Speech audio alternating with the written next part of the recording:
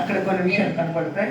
ఇశ్రాయేలు ప్రజలు ఐగుప్తు చెరలో ఉన్నప్పుడు ఇశ్రాయేలు ప్రజలు ఎంతగానో సాతాని అంటే ఫరో బానిసలుగా చేసేసి వారిని ఎంతగానో నలగొడుతూ ఉండేవాడు. బానిసత్వం అనేది మనకి అందరికీ చాలా వరకు తెలుసు. వాటిలో కూడా అనేక సందర్భాలు విన్నాం మనం. బానిసత్వం అనేది చాలా కఠినంగా ఉండేది. ఇలాంటి కఠినత్వంలో నుంచి మన దేవుడికి మొరపెట్టినప్పుడు దేవుడు ఆ కఠిన దాస్యంలోంచి దేవుడు వారిని విడిపించి వెలుగులకు రప్పించి వారికి కానాను దేశానికి తీసుకుని వెళ్ళాలని రక్షకులను అంటే మోషే అహరోనులను ఆ దినాల్లో పంపించారు. వీరు మోసే అహరోనులు వెళ్ళి అనేకమైన సూచక్రియలు మహత్కార్యాలు అక్కడ చేసి ఐగుప్తుల నుంచి వారిని వెలుగులకు రప్పించిన తర్వాత మోషే మీద సనగడం, అలాగే చాలా సందర్భాల్లో తిరుగుబాటు చేయడం జరిగింది. ఇలాగ పలుమార్లు చేస్తూ చేస్తూ చేస్తూ చాలా సందర్భాలు సనగడం ప్రారంభించారు. సంఖ్యాకాండం 11వ అధ్యాయానికి వచ్చేసరికి మొదటి నుండి ఆ అధ్యాయం అంతా చదివినట్లయితే చాలా విధాలుగా సనుగుతున్నట్టుగా కనపడతారు. మాంసాపేక్ష కలిగిన వాళ్ళు ఉన్నారు, మిశ్రిత జనం ఉన్నారు, ఆయాసంగా దేవుని సనుగుతూ దేవుని మీద వ్యతిరేకంగా మాట్లాడుతున్న సందర్భాలు, ఇలాంటివన్నీ దేవుడిని యెహోవాయే చూశారంట. చూసి దేవుడు తన కోపాన్ని పలుమార్లు అణించుకున్నారు. అయినా సరే ప్రజలు వారు తిరుగుబాటు చేస్తూనే వచ్చారు. చాలా సందర్భాల్లో ఆహారం లేదు, దానికి ఇస్తాను కూడా ఆహారం ఇచ్చిన తర్వాత అది కూడా రుచి పచ్చి లేదని, ఇలాగ ఎన్నో సందర్భాల్లో కృతజ్ఞత లేని భావము. చూడండి ఒకసారి క్లుప్తంగా కొన్ని విషయాలు చెప్పాలని. అది యెహోవాకు వినబడింది అంటే చూసారా, దేని గురించి చదువుతున్నారంటే మొదటి వచ్చిందో ఆయాసమును సనుగుతూ ఉండగా అది యెహోవాకు వినబడింది. యెహోవా దాన్ని వినినప్పుడు ఆయన కోపం రగులుకొనెను. యెహోవా అగ్ని వారిలో రగులుకొని పాలెములను కొనను సాగను. జనులు మోషేకు మొరపెట్టగా మోషే యెహోవాను వేడుకొనినప్పుడు అగ్ని చల్లారెను. సరే, అగ్ని చల్లారింది కదా, ఏమన్నా మరి కంట్రోల్ అయ్యారా? 4వ వచనం చూడండి. వారి మధ్యలో విస్తృత జనము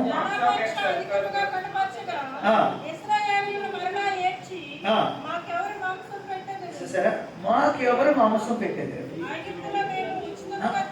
చూడండి, ఐగుప్తులని గుర్తుకొచ్చేసాయంటే వాళ్ళకి ఐగుప్తులని ఏం గుర్తుకొచ్చేది చూడండి.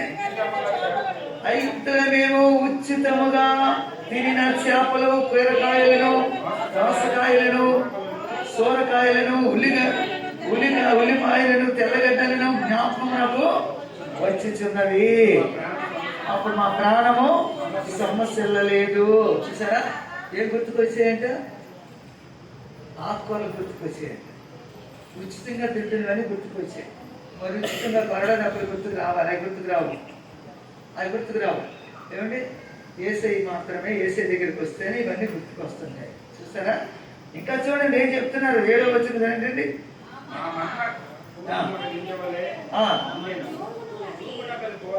6వ వచనం అంటున్నారు చూడు, ఈ మన్నా కాక మా పని లేదుట మరి ఏమీ లేదని చెప్పుకొనిరి. ఈ మన్నా కాక మరి ఏమీ లేదంట. ఈ మన్నా ఎలాగుంటుందో కింద చూడండి ఏం చెప్తున్నారు అక్కడ. 8వ వచనం చదవండి, ఆ మన్నా ఎలాగుంటుందో.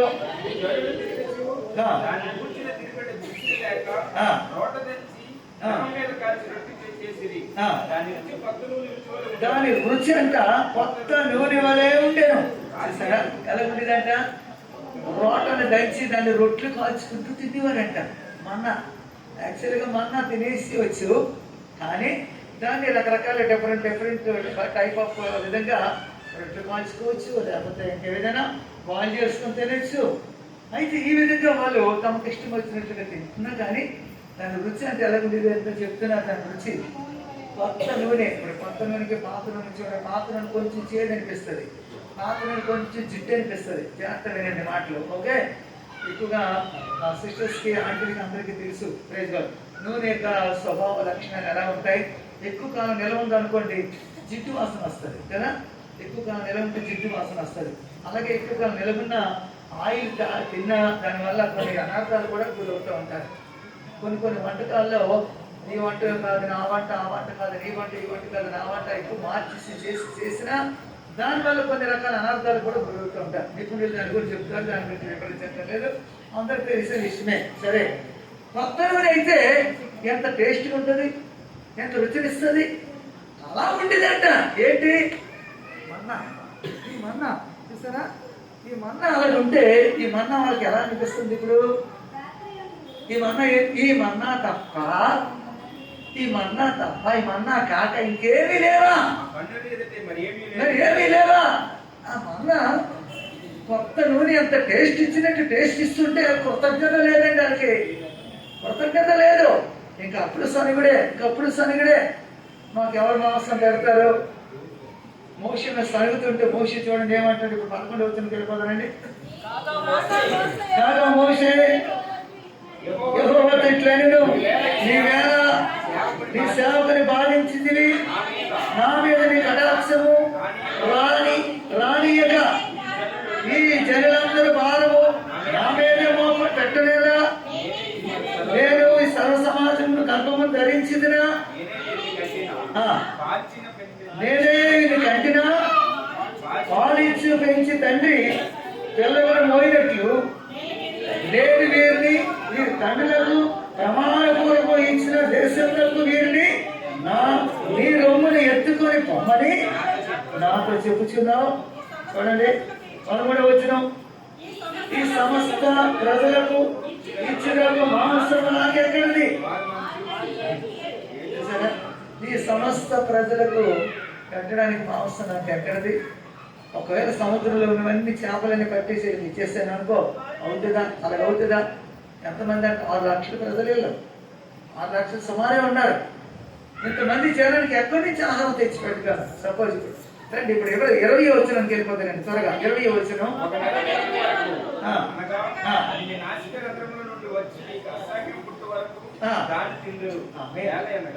దేవుడు యెహోవా చెప్తున్నారు, అయ్యా వారికి ఆహారం పెడుతుంటే వారు మాంసం తృప్తిగా తింటారు. 1 నెల కాదు, 1 రోజు కాదు, 2 రోజులు కాదు, 3 రోజులు కాదు, 5 దినములు కాదు, 1 నెల దినములు అనగా అసహ్యం పుట్టించేంత వరకు. మేము చూసారా? సరే, ఇప్పుడు 20వ వచనానికి వెళ్ళిపోతానండి. ఇప్పుడు 1 నెల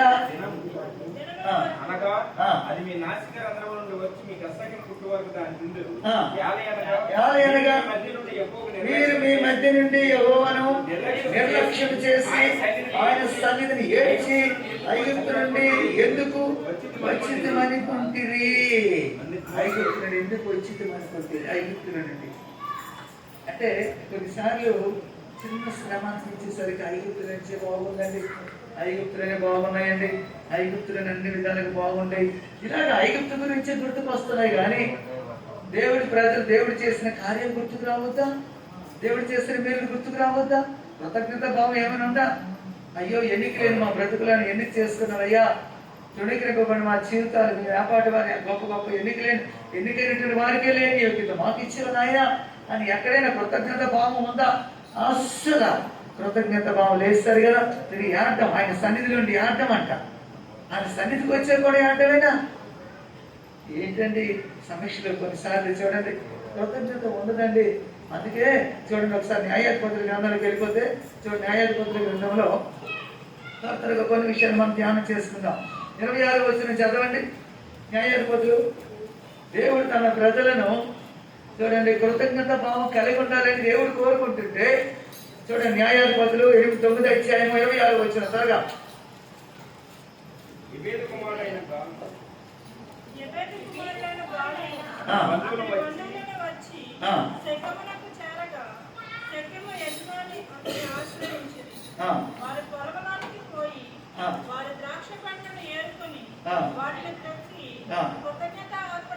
సారీ, నెహమ్యా అండి, నెహమ్యా గ్రంథం తీయండి 9:26వ వచనం.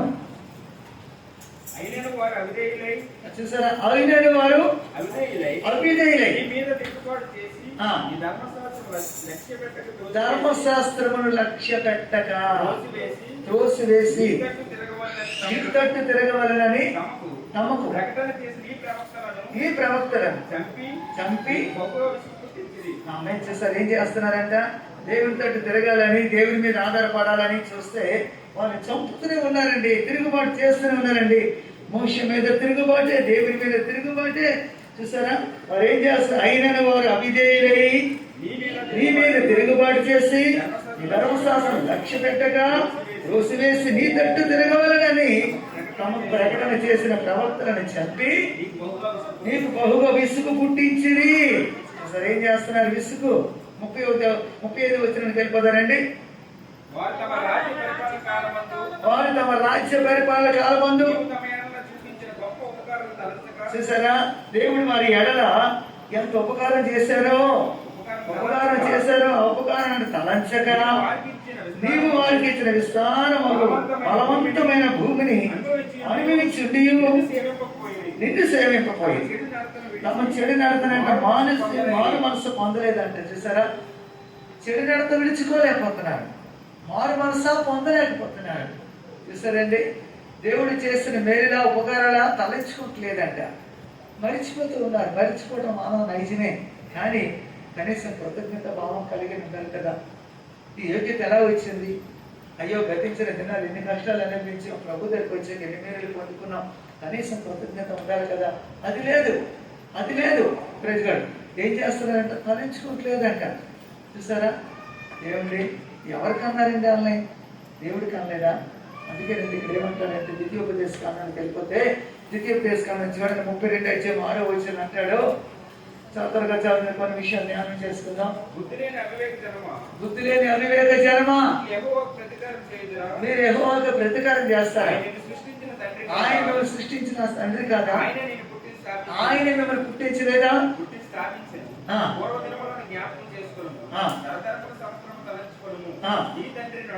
నీ తండ్రిని అడుగు, ఆయన చెప్తాడు. నీ పెద్దలను అడుగు, ఆయన చెప్తారు. ఎవరికి అన్నారో, ఎవరి వల్ల ఏ స్థాయిలోకి వచ్చామో, ఏ స్థితిలో ఉండి ఏ స్థితిలోకి వచ్చామో మర్చిపోయిన ఆయన పుట్టించిన తండ్రి కాదా? మరి నీ తండ్రి ఎవరు అనుకుంటున్నావు? ప్రజలు కొన్నిసార్లు చూడండి, కొన్ని విధాలుగా మనసులు ఎలా ఉంటారంటే, తన పోలికలో నిర్మించుకున్న తన తండ్రిని వదిలేసి వికృత రూపం కలిగినటువంటి వాటిని పూజిస్తూ, వికృత రూపం కలిగినటువంటి వాటిని అనుసరిస్తూ, వికృత రూపం కలిగినటువంటి వాటిని తండ్రిని చెప్పేసి వాటికే పూజలు చేస్తుంటారు. అందుచేత యెషయా గ్రంథాలు అంటారండి, పోయి వాటి ముక్కుకో, వాడు మొరపెట్టుకో, ఏమో నీ శ్రమను రక్షిస్తారేమో, కాపాడతారేమో అని చెప్పేసి యెషయా గ్రంథం 47 వచనంలో 47 అధ్యాయంలో అక్కడ తెలియజేస్తూ ఉంటారండి. అధ్యాయం అంతా చదివినట్లయితే, ప్రేమ దేవుని బిడ్డలారా, అందుచేత దేవుడిని యెహోవా మన సృష్టికర్త అయితే ఆయన మన తండ్రి, ఆయన మర్చిపోవడమేనా, ఆయన విసర్జించేదేనా? న్యాయాధిపతుల గ్రంథం చూడండి 9:26 వెళ్ళిపోదాం. న్యాయాధిపతులు 8వ అధ్యాయం తీయండి ఒకసారి. 8వ అధ్యాయము న్యాయాధిపతుల గ్రంథం. థ్యాంక్ యూ జీసస్, హల్లెలూయా. న్యాయాధిపతులు 8వ అధ్యాయము 35వ వచనం చేయండి.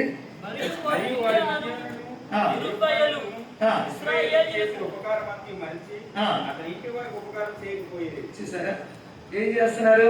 33వ వచనం కూడా చదివినా.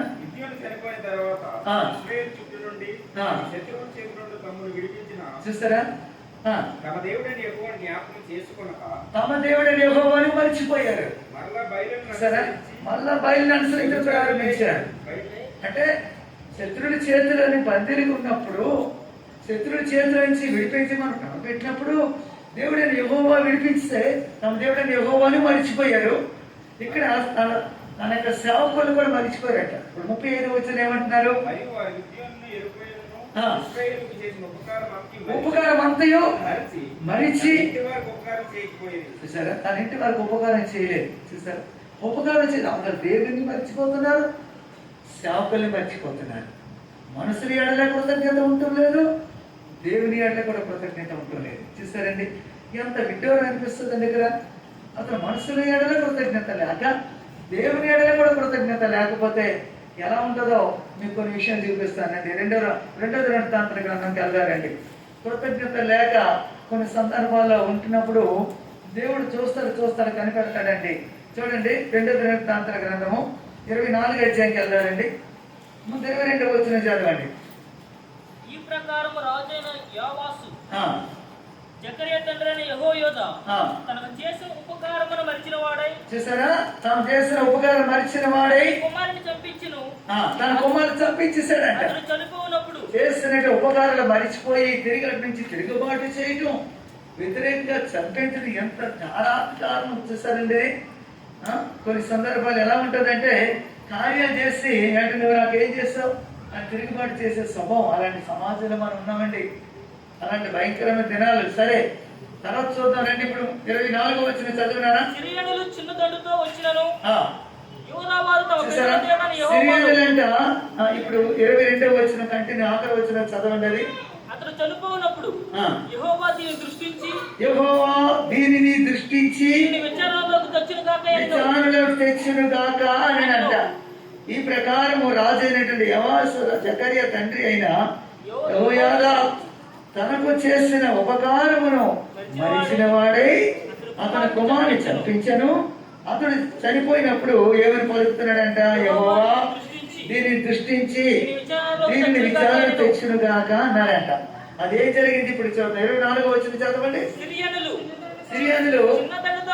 చిన్న దండుతోనే వచ్చారండి. యూదావారు తమ పితరుల దేవుడైన యెహోవాను విసర్జించినందుకై, యూదావారు తమ పితరుల దేవుడైన యెహోవాను విసర్జించినందుకై యెహోవా వారి చేతికి అతి విస్తారమైన ఆ సైన్యమును అప్పగింపగా, ఎంత పెద్ద సైన్యము ఉన్నప్పటికీ కూడా ఆ చిన్న దండుతోనే వచ్చారు సిరియనులు. చిన్న దండుతోనే వచ్చారు సిరియనులు. యూదావారు అతి విస్తారమైన జనము సైన్యం ఉన్నారు. అప్పగింపగా కానీ దేవుడు ఏం చేశాడు? నన్ను అప్పగించేశాడు. అంతే, వచ్చిన చిన్నదండే కానీ పెద్దదండిని అప్పగించేశాడు. యోవాసుకు శిక్ష కలిగెను. వారు యోవాసుకు ఏం కలిగింది? శిక్ష వచ్చింది. ఇప్పుడు వారు యోవాసును విడిచిపోయినప్పుడు అతని మిక్కిలి రోగి అయిండెను. అప్పుడు యాజకుడైన యెహోయాదా కుమారుల ప్రాణహత్య దోషము నిమిత్తము అతని సేవకులు అతని మీద కుట్ర చేసి, అదిగోనండి దేని నిమిత్తం అంట? తన యెహోయాదా కుమారుల ప్రాణహత్య దోషము నిమిత్తము అతని సేవకులు అతని మీద కుట్ర చేసి అతని పడక మీద ఉండగా అతని చంపిరి. అతను చనిపోయిన తర్వాత దావీదు పట్టణమందు కూడా అతను పాతి పెట్టాడు, కానీ రాజుల సమాధిలోనే అతను పాతి పెట్టలేదు. చూడండి ఎంత విచారంగా ఉందో. చనిపోయిన డెడ్ బాడీకి కూడా కనీసం చనిపోయిన డెడ్ బాడీకైనా సరైన ఉత్తరక్రియలు జరగాలి. ఏమండి, దావీదు పట్టణమందు పాతి పెట్టమంటాడంటే కానీ చనిపోయాక అతని బాడీ డెడ్ బాడీని కూడా రాజుల సమాధిలో తీసుకురాలే, నిరాకరించేస్తాడంట. ఈడు రాజుల సమాధిలో పట్టడానికి పనికిరాడు, తీసుకురాడు. అతను చనిపోయిన డెడ్ బాడీకి కూడా విలువ లేకుండా పోయిందంట. చనిపోయిన డెడ్ బాడీ ఎవరైనా కనికర పడతారు కదా. చచ్చిపోయిన డెడ్ బాడీ కనీసం రాజుల సమాధిలో రాజుగా బతికాడే బాబు. ఏదైనా రాజే కదా, ఆయన ఏదైనా ఎలా జీవించిన రాజే కదా, ఆ రాజుల సమాధిలో పెట్టండి అయ్యా అని ఎవరైనా ముందుకు రావడానికి అవకాశం లేని పరిస్థితి అయిపోయింది. చనిపోయిన డెడ్ బాడీ కూడా తీసుకెళ్ళి ఏం చేశారు? ఎక్కడ కుక్కలకి అక్కడికి పడేశారేమో బహుశా. ఇదేం పెట్టారు? ఎంత విచారం కదా చూడండి. రాజుల సమాధిలో కూడా తీసుకురాలే పరిస్థితి అయిపోయింది. చనిపోయాక కూడా ఏం చేత అతను మిక్కిలి రోగి అయినాడు. ఏ కారణం బట్టి ఇవన్నీ జరిగే తెలుసా? కృతజ్ఞత లేని కారణం ఒకటి, తిరిగి వారి మీద చంపించిన కారణం ఈ రెండు. అందుచేతనే దినాన్న దేవుని బిడ్డలారా యెహోయాదా కుమారుని యొక్క ప్రాణ హత్య నిమిత్తం ఇలా జరిగిందని జీవగ్రంథంతో స్పష్టంగా రాయబడి చూసారా. కృతజ్ఞత లేని వారి పట్ల దేవుడు కొన్నిసార్లు కనికరం చూపుతూ ఉంటాడు, కానీ అది అవకాశంగా తీసుకొని పదే వ్యతిరేకంగా జీవిస్తుంటే దేవుడు చూస్తారు అప్పగించేస్తాడు, శత్రుడికి అప్పగించేస్తాడు. ప్రియమిత్రుడు దేవుని బిడ్డలారా, అందుచేత దేవుని బిడ్డలారా చూసారంత స్పష్టంగా న్యాయాధిపతుల గ్రంథంలో కూడా అక్కడ దినాన్న గిద్యోను చనిపోయిన తర్వాత యాక్చువల్గా గిద్యోని మీద కృతజ్ఞత కలిగి ఉండాలి. ఆ కృతజ్ఞత లేదు. చూసారండి, ఇర్మియా గ్రంథంలోకి 18 వచ్చింది, 20 వచ్చిన కూడా చక్కని మాట రాయబడి ఉంటుంది. చదవండి, ముగించేసుకుందాం మాట చదివి. ఇర్మియా గ్రంథం గుంట తవ్వుతున్నారంట. చేసిన మేలుకు ప్రతిగా కీడు చేయవలనన్నా